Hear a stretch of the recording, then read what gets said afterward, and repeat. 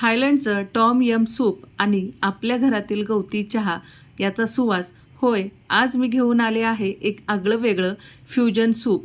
थायलंडचं हे सूप आहे, पण त्याला इंडियन टच देऊन अगदी थंडी पावसाच्या दिवसात रिफ्रेशिंग करणारं गवती चहाचा वापर करून आज आपण हे सूप बनवणार आहोत. चला तर मग पटकन हे सूप कसं बनवायचं ते बघूया.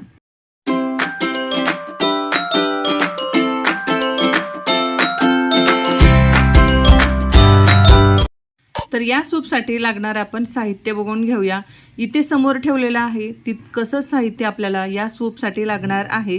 यामध्ये तुम्ही काय काय चेंजेस करू शकता ते व्हिडिओमध्ये मी तुम्हाला सांगणारच आहे. पण इथे माझ्याकडे बारीक कट केलेला गाजर, त्याचबरोबर आलं आहे, सोया सॉस आहे, थोडीशी साखर घेतलेली आहे, मीठ आहे आणि ग्रीन चिली सॉस आहे. त्यामध्ये अगदी चमचावर पाणी मिक्स करून घेतलेलं आहे. हिरवी मिरची बारीक कट करून घेतलेली आहे, ढोबळी मिरची, त्याचबरोबर बारीक कट केलेला लसूणसुद्धा घेतलेला आहे. आणि आज आपण ज्याचं सूप बनवणार आहोत तो महत्त्वाचा इन्ग्रेडियंट म्हणजेच इथे माझ्याकडे ही गवती चहा आहे. आपण यापासून फक्त चहा बनवतो, पण आज यापासून मी मस्त असं गरमागरम रिफ्रेशिंग वाटणारं सूप बनवणार आहे. तर या सूपसाठी लागणाऱ्या साहित्याचा असा तुम्ही फोटो काढून सुद्धा घेऊ शकता. चला तर मग व्हिडिओला सुरू करूया. तर सर्वप्रथम गॅसवर मी एक सॉसपॅन ठेवलेला आहे. तर यामध्ये 2 ग्लास आपण पाणी घालून घेऊया. तर या पाण्यामध्ये आपल्याला गवती चहाच्या काड्या घालून त्याचा अर्क काढून घ्यायचा आहे, कारण आपल्या सूपचा मेन इन्ग्रेडियंटच गवती चहा आहे. त्यामुळे त्या गवती चहाची जी पानं आहेत त्याचा अर्क पूर्ण पाण्यामध्ये उतरला गेला पाहिजे. त्यामुळे बाजूला आपण ही प्रोसेस करून घेत आहोत. पाण्याला अगदी छान उकळी आलेली आहे. आता यामध्ये मी बाजूला गवती चहाच्या जे काड्या आहेत बारीक कट करून घेतलेल्या आहेत ते आता यामध्ये आपण घालून घेऊया.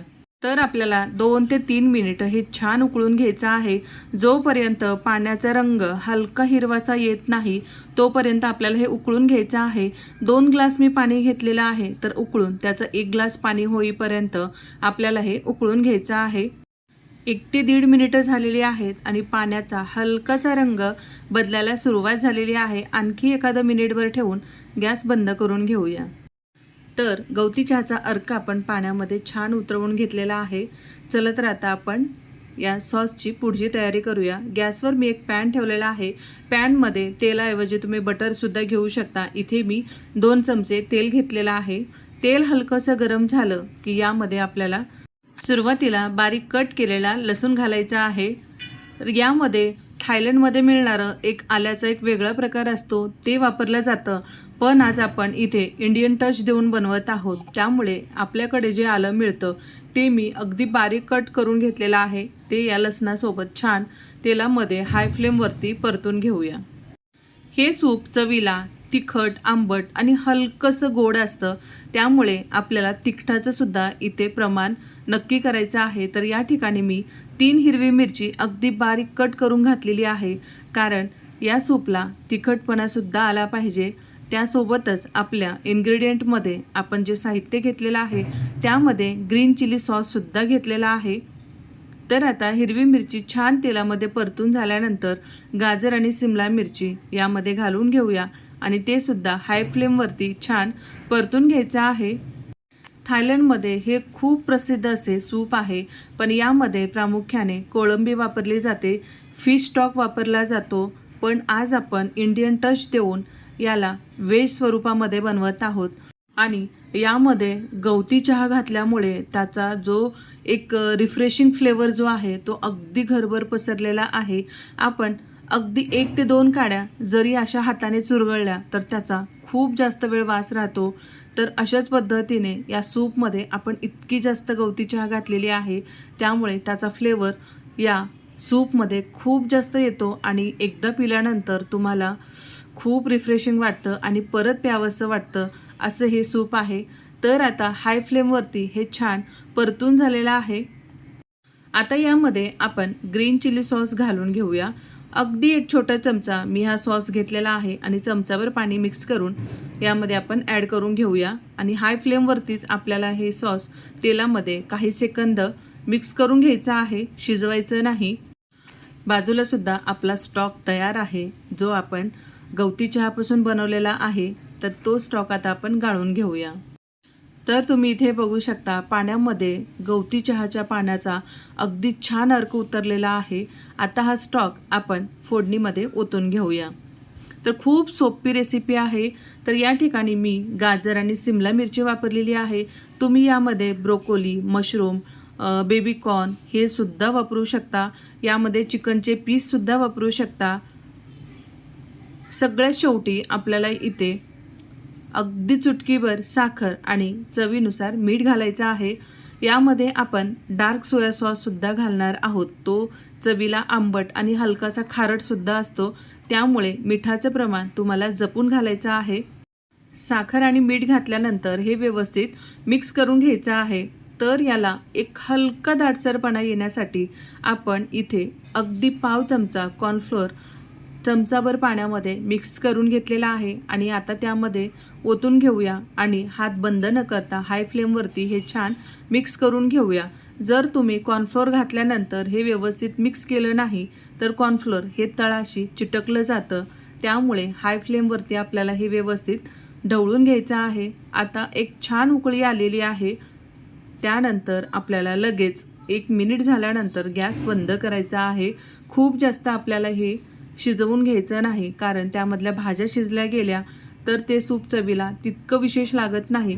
कारण भाज्या आपण हाय फ्लेमवरती छान परतून घेतलेल्या आहेत, त्यामुळे त्या अगदी क्रंची अशा झालेल्या आहेत. आता 1 मिनिट झालेला आहे. गॅस बंद करून घेऊया. तर तुम्हाला याचा हलका दाटसरपणा मी दाखवते, कारण खूप जास्त थिकनेस आपल्याला यामध्ये ठेवायचं नाही. हलका दाटसरपणा आणण्यासाठी आपल्याला अगदी पाव चमचा कॉर्नफ्लोअर यामध्ये घालायचा आहे. तुम्ही बघू शकता इथे खूप जास्त दाटसर नाही, अगदी हलका दाटसरपणा या सूपला आलेला आहे. अगदी परफेक्ट असं टेक्स्चर या सूपचं हवं आहे. गॅस बंद केल्यानंतर एक 10 सेकंदानंतर तुम्हाला यामध्ये सोया सॉस घालायचा आहे आणि त्याचबरोबर अर्धा चमचा लिंबूचा रस घालायचा आहे. गॅस बंद केल्यानंतर तुम्हाला हे 2 जिन्नस यामध्ये सगळ्यात शेवटी घालायचे आहेत. लिंबूचा रस तुम्ही सुरुवातीलाच यामध्ये घातला असता तर सूपला हलका कडवटपणा आला असता, त्यामुळे लिंबूचा रस सगळ्यात शेवटी गॅस बंद केल्यानंतर आपल्याला यामध्ये घालायचा आहे. तर परफेक्ट असं सूप आपलं इथे तयार झालेला आहे आणि गवती चहाचा जो एक रिफ्रेशिंग फ्लेवर आहे तो अगदी घरभर पसरलेला आहे. तर इथे मी सूप सर्व करून घेते. तुम्ही बघू शकता हलका दाटसरपणा आणि खूप छान असा टेक्स्चर या सूपला आलेला आहे. तुम्ही व्हेज आणि नॉनव्हेज या दोन्ही पद्धतीने हे सूप बनवू शकता. तर आजची ही सूप रेसिपी तुम्हाला कशी वाटली ते कमेंट बॉक्समध्ये कमेंट करून सांगायला विसरू नका. सगळ्यात शेवटी याचा जो मेन इन्ग्रेडियंट आहे गवती चहाची काही पानं आपण यावरती घालून घेऊया, त्यामुळे त्याचा आणखी फ्लेवर वाढेल. थायलंडची चव आणि आपल्या गवती चहाचा सुगंध चवीला आणि आरोग्यासाठी एकदम बेस्ट आहे. तर या थंडी पावसाच्या दिवसामध्ये एकदा हे नक्की ट्राय करून बघा. तुम्ही कधी गवती चहापासून सूप ट्राय केले का? नक्की एकदा सांगा. का तुम्ही फक्त गवती चहापासून चहाच पिलाय हे सुद्धा कमेंट बॉक्समध्ये सांगायला विसरू नका. तर आता हे सूप तयार झाल्यानंतर मी प्रणितला प्यायला दिलेलं आहे, पण त्याला मी सांगितलेलं नाही की हे गवती चहापासून बनवलेलं सूप आहे. तर तो मला सांगतोय की यामध्ये गवती चहाचा मला फ्लेवर येतोय आणि चव त्याला प्रचंड आवडलेली आहे. तर अशा पद्धतीचं व्हेज किंवा नॉनव्हेज सूप तुम्ही तुमच्या मुलांना या थंडी पावसाच्या दिवसात एकदा नक्की करून द्या आणि कसं झालं होतं ते कमेंट बॉक्समध्ये कमेंट करून सांगायला विसरू नका. परत भेटूया अशाच एका नवीन रेसिपीसोबत. धन्यवाद.